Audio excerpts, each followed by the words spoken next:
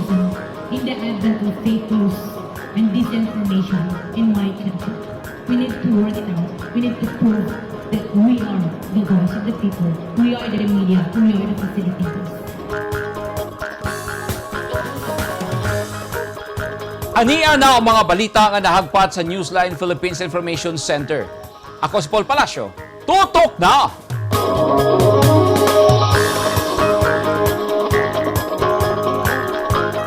Sa mga headlines, duha samdan sa pagbusikad sa gituhang IED sulod sa bus sa Coronadal City, South Cotabato. Mga arma sa NPA nga gitaguan sa hilit nga lugar sa New Bataan, Davao de Oro, natultulan sa mga pulis.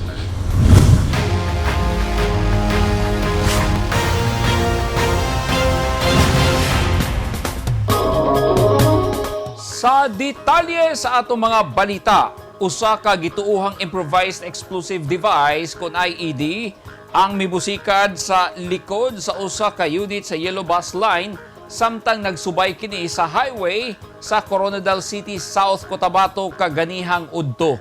Duha ka mga tricycle driver nga nagsunod sa bus ang nasamdan atol sa pagbusikad. Ani ang report.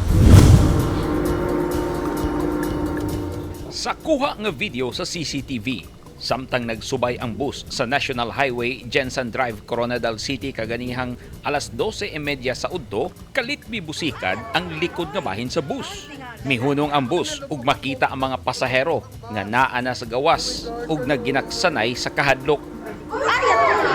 Sa kakusog sa pagbusikad sa gituuhang improvised explosive device, nangabuak ang salamin sa bus. Duha ka tricycle driver ang nasamdan sa insidente kay atol sa pagbusikad na ay mga sakyanan nga nagsunod sa bus. Daling gitambalan sa mga rescuer ang mga nasamdan ug gidala sa ospital. Gikordon dayon sa mga otoridad ang bus aron walay makaduol nga mga tao.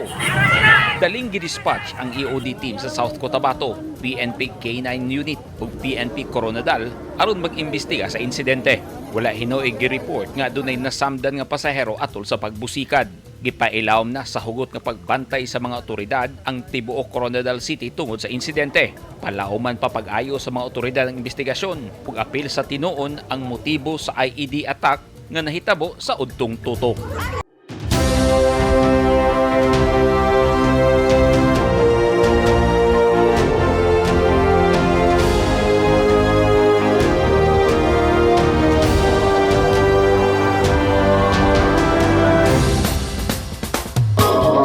This portion is brought to you by Toyota.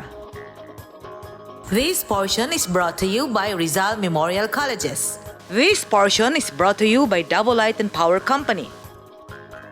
Nagpabiling hugot ang monitoring sa City Health Office sa Zamboanga sa kaso sa dengue. Gawa sa dengue surveillance o intensified information campaign, padayon ang pakig-alayon sa City Health Office sa apektadong mga barangay alang sa fogging operations o ubang dengue prevention measures. Karong semana girumbo sa CHO fogging team ang barangay Giwan, Bualan, Zone 3 ug Sangali. Subay sa record sa CHO, nakatala og 2,026 ka dengue cases ang opisina gikan Enero 1 hangtod Mayo 14, 2022 diin 19 na ang namatay. Gibutyag sa CHO nga ang kinatibukang 1,793% mas taas kung itande sa susamang mga bulan niadtong 2021 ug 223% gikan sa 5-year average nga 627 cases sa susamang time period. Busa nag-inisyatibo na og kaugalingon nga anti-dengue campaign ang ubang barangay nga adunay natalang taas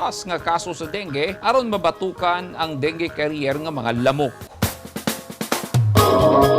Na-recover sa tropa sa Davao de Oro Police Provincial Office ang upat ka mga high-powered firearms nga gitaguan sa mga miyembro sa New People's Army kon NPA sa kalasangan sa lungsod sa New Bataan, Davao de Oro kagahapon. Natultulan ang gikonsidera sa PNP nga arm cache sa NPA tungod sa kanhi nila kauban nga misurrender sa gobyerno. Ani ang report. Dili gyud basta-bastang matuuran ang mga tinipigang mga high-powered firearms kung wala pa kinigitugan ni alias Gwen nga kanhi NPA nga nagsurrender sa gobyerno. Kagahapon, girombo sa mga pulis kuyog si Wen ang sitio Libuton, Barangay Andap, New Bataan, Davao de Oro. Ug positibong nadiskubrihan ang mga armas nga gilubong o gibalot og plastic cellophane. Gilangkuban kini sa tulo ka AK-47 rifles, duha ka magazine nga naay mga bala ug usa ka M16 rifle nga naay attach nga M203 grenade launcher. AK-47 magazine para sa AK-47. Isang iwan na M16 at saka may M203 grenade launcher. Gikustudiya na karon sa 1st Davao de Oro Provincial Mobile Force Company ang mga armas. Dakong kalampusan sa kapulisan ang pagkadiskubre sa mga armas kay magamit kini sa pagpangharas sa mga sibilyan o puwersa sa gobyerno. Giila sa 66th Infantry Battalion si alias Wen nga kanhi miyembro sa ROC Headquarters Southern Mindanao Regional Committee sa NPA. Sumala ni Lieutenant Colonel Julius Monar ang commanding officer sa 66th IB. Ang PNP-AFP Arms Cache Discovery pagpamatuod nga wala na gyud mauyuni sa mga kanhi rebelde ang doktrina sa komunistang kalihukan nga usa lamang kapag panglingla. At tangi! Tulo ka grupo sa OFW sa Alabel, Sarangani Province nakadawat og assistance gikan sa OWA. Og mga balik Islam sa Davao City makadawat na og parehong benepisyo sa mga puro nga Muslim. Naging mapaghamon ng taong 2020 sa bawat Pilipino at sa Philippine Charity Sweepstakes Office. Nakapanlulumo at nakapanghihina, ngunit hindi tayo kapwa susuko. Mula noon, ngayon, at sa hinaharap, asahang makakasama ninyo ang PCSO sa pagbangon ng Pilipino sa anumang pagsubok. We will get through this crisis as one nation. Ang mga taong dunay mga ginahambin nga mga grabing mga balatian o comorbidity, hilabi na ang mga senior citizen, sila ang mas delikado nga maigo sa coronavirus disease COVID-19. Busa dubling pag-amping ang himuon og tambali ang mga ginahambin nga mga sakit. Ang pagtumar sa Bilonga Gold Herbal Capsule is a food supplement makatabang aron mapunggan nga musamot ang mga balatian. Turmeric uluyang dilaw ang nagunang sagol sa Bilonga Gold. Gisagulan og sodium ascorbate o vitamin C aron mas mulig-on ang immune system. Ang Bilonga Gold Herbal Capsule mapalit sa mga butika.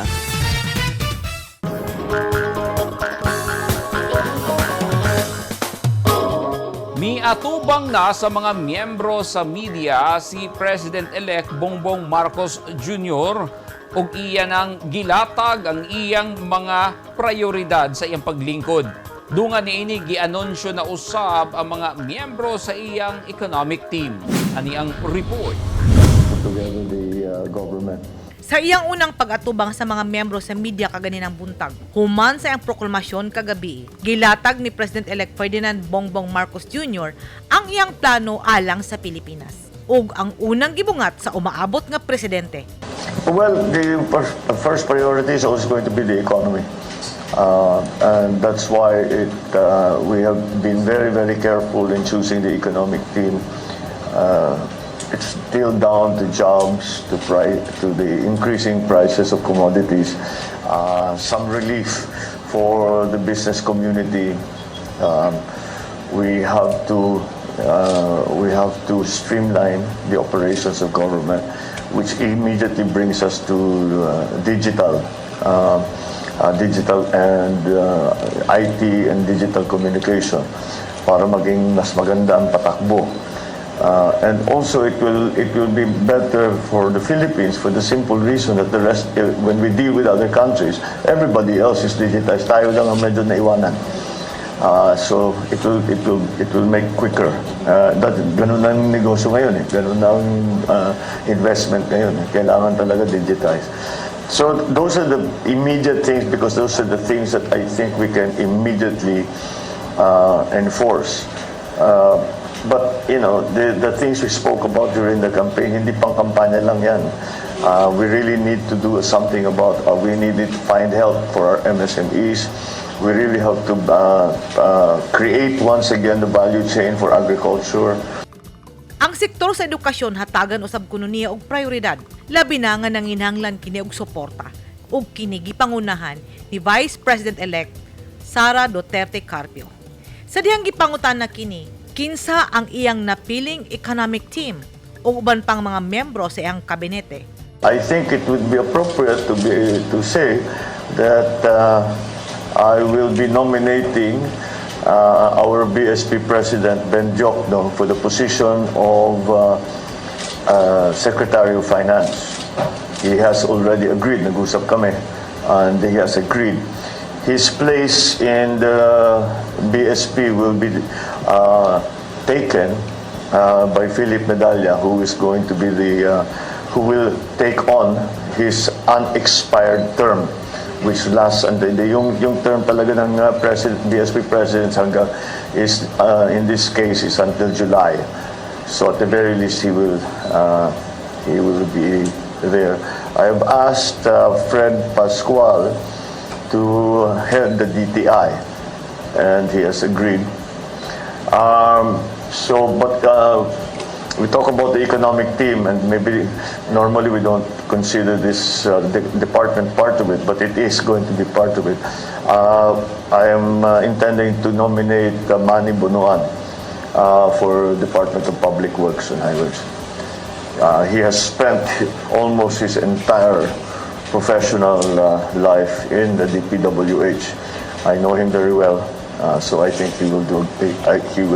I know he will do a good job. So those are the things that we have decided. I know the economic team is critical, and that is what people are looking to.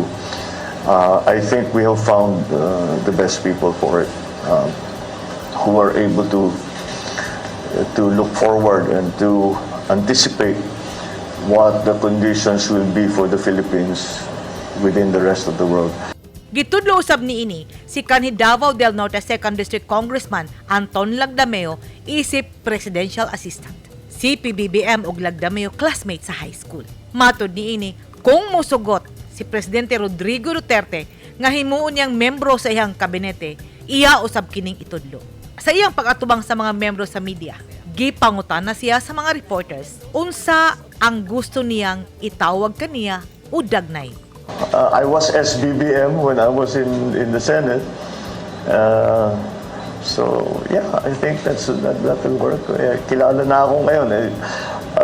Kilala na ako, especially in the pub because of the campaign na BBM. So maybe that's the logical way to go. Matod ni PBBM, sukad kagahapon hangtod sa Hunyo 30, iyang planuhon og trabahoon ang mga butang nga angayang himuon alang sa Pilipinas ug alang sa mga Pilipino. Kung atong himayon, ang mga umaabot nga miyembro sa kabinete ni PBBM dunay gikan sa administrasyon ni kanhi Presidente Benigno Noynoy Aquino, dunay gikan kang kanhi Presidente Gloria Macapagal Arroyo, ug dunay gikan sa kabinete ni Presidente Rodrigo Duterte. Kay nalatag naman ang pipila ka mga prioridad ug ginganlan na ang pipila ka miyembro sa umaabot nga kabinete. Nang hinaot si President-elect Marcos Jr. nga ang habagang duot sa katawhang Pilipino mukuyog kaniya aron matuman ang mga plano alang sa kalambuan sa Pilipinas ug sa mga Pilipino. Kaysa panaghiusa, panagtimbayayong ug pagsinabtanay, mugaan ang pag-asenso sa atong nasod. Edith Caduaya, News 10 Philippines. Stay safe! Gitugutan na ang mga balik Islam nga malakip sa Interim Moro Affairs Office sa Davao City nga unang gisugyot ni Task Force Davao Commander Colonel Darren Cumia nga giuyunan ni Davao City Mayor ug Vice President-elect Sara Duterte Carpio nga nag-issue og executive order alang niini. Usa sa tumong niini nga parehong benepisyo ang madawat sa mga balik Islam. Ani ang report ni Eugene Hinutan. Malakip na ang Balik Islam Desk sa Interim Moro Affairs Office subay sa Davao City Executive Order No. 68 Series of 2021 human giuyunan ni Davao City ug Vice President-elect Sara Duterte Carpio ang gisugyot nga integration program Balik Islam ni Task Force Davao Commander Colonel Darren Cumia. Sumala ni Colonel Cumia, padayon ang iyang pakigpulong sa mga Moro Deputy Mayors kabahin sa integration program aron matabangan ang mga balik Islam nga dili pareha ang madawat sa sugutan ng benepisyo. dili sab mahatagan og card sa National Commission on Muslim Filipinos kon NCMF ang balik Islam.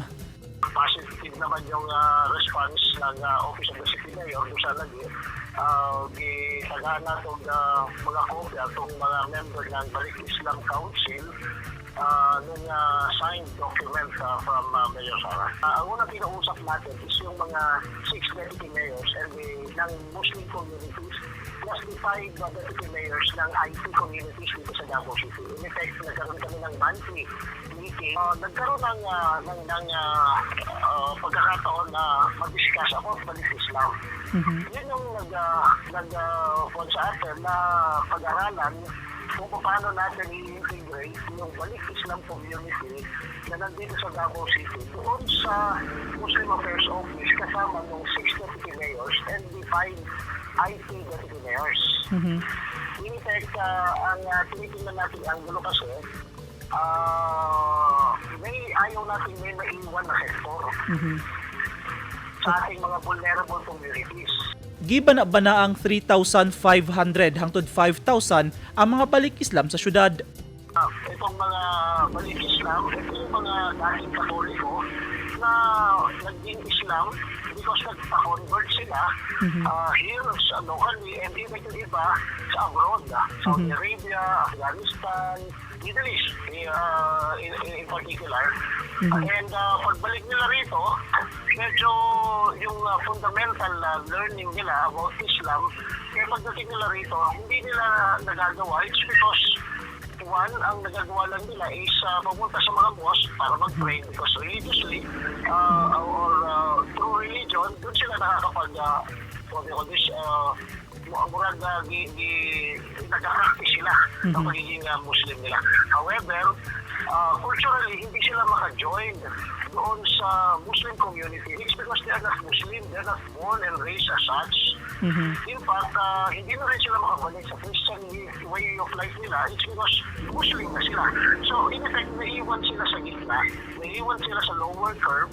Buot ni Colonel Cumia nga mahatagan og atensyon kauban sa lokal nga gobyerno ang naisgutang sektor o kinahanglan nga dili pasagdan sanglit sila ang posibleng daling malimbungan ug matintal sa teroristang grupo. Magiging prone ito later on, sana hindi, sana mali ako, prone sa radicalization. And alam naman natin na itong mga local terrorists, yung mga terorista, ay talagang nag-recruit ng mga locals and they really wanted to radicalize para nang sa ganon yung post nila makapagpatuloy dito sa Pilipinas. So my understanding, yun yung naging concept. And then that's why we came up with a proposal to the Office of the City Mayor. Sumala pa ang mga balik Islam, gitugutan nga makaampo sulod sa moske apan wala tuguting nga makahimamat sa puro nga mga Islam. Gikalipay sa lokal nga gobyerno ang inisyatibo sa TF Davao Commander uban sa pipila ka mga balik Islam ang gisugyot nga integration program. Busa, nagpasalamat si Colonel Cumia kang Mayor Duterte Carpio nga giuyunan niini ang ilang sugyot sanglit dako sab kining tabang alang sa komunidad. Nang hinaot sila nga unta ang integration program, balik Islam mamahimong modelo alang sa ubang lokal nga gobyerno sa Pilipinas. Eugene Hinutan, Newsline Philippines, Davao Region. Stay safe. Gitabangan sa Overseas Workers Welfare Administration kon OWA ang tulo ka mga OFW family circle sa lungsod sa Alabel, Sarangani Province. Gidawat sa tulo ka Overseas Filipino Worker kon OFW family circle nga Spring OFW Organization, Inspiring Heroes o Poblacion Alabel OFW Association ug Alegria OFW Family Organization ang unang hugna sa financial livelihood assistance gikan sa OWA. Usa ka reintegration caravan ang ipahigayon kaganihang buntag sa EMR Convention Center sa Coronadal South, Cotabato ug dito giduno lang assistance. Sumala ni Giselle Hestupa, ang Public OFW Desk Officer nga matag OFW family, midawat og 80,000 pesos nga financial livelihood assistance isip kabahin sa tulong pagkabuhayan sa pag-unlad ng samahang OFWs program kung Tulong Puso program. Ang financial livelihood assistance mukabat sa tag 400,000 matag usa. 32 ka mga OFW gikan sa Alabel ang may partisipar sa aktibidad nga gitambungan sa nagkadiyang OFW Family Circle sa Tibok Region 12.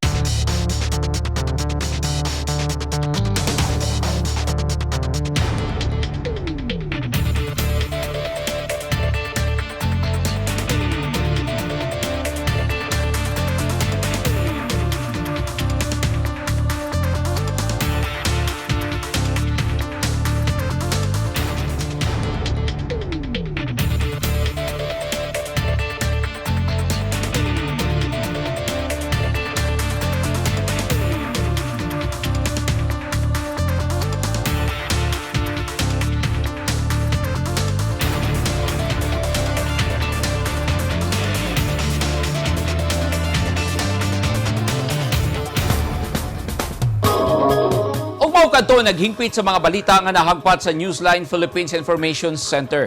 Alang sa dugang balita, bisitaha ang website nga www.newsline.ph. Sa Facebook page, Instagram, newsline.ph. Ug sa Twitter, newsline.ph. Kung aduna mo'y mga balita o impormasyon sa inyong tagsa-tagsa ka mga lugar sama sa sunog ug baha, mamahimo ka na ninyong i-share pinagi sa Newsline Messenger. Masundan usab ninyo pinagi sa pag-subscribe sa YouTube channel sa Newsline Philippines. Ako si Paul Palacio. Daghang salamat and stay safe!